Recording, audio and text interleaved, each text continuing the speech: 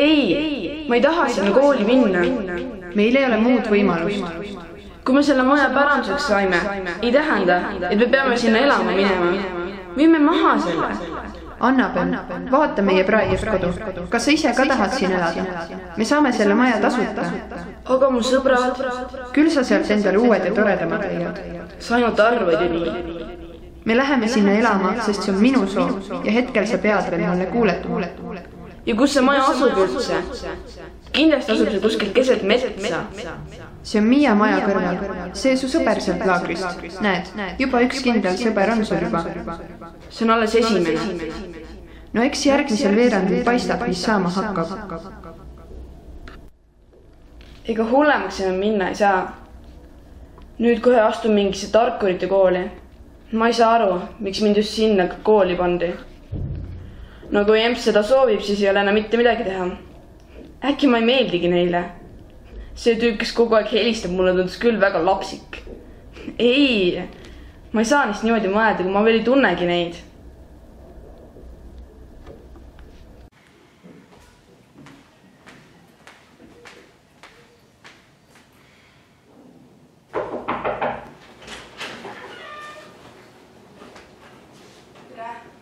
Tere.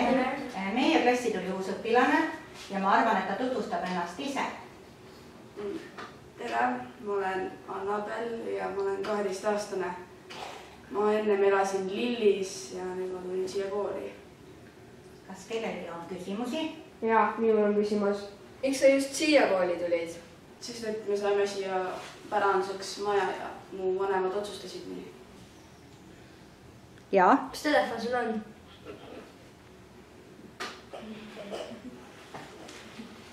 Nokia. Nii, aitab nendest imelikest küsimustest. Ole hea, vee oma nagu.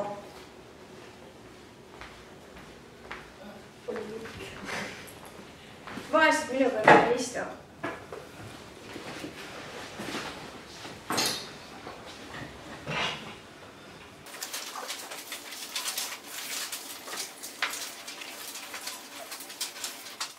Miks sa mind kutsusid?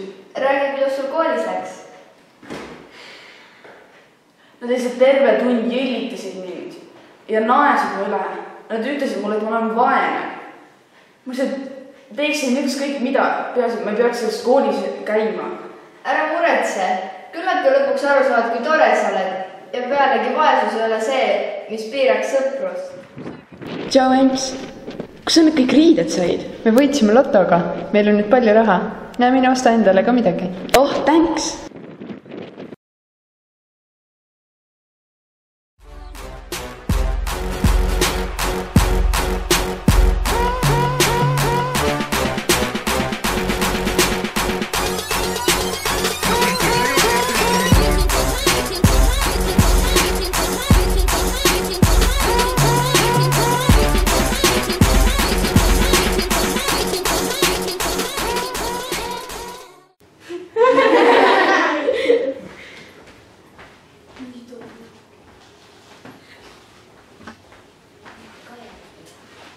Sulle telefoni sai.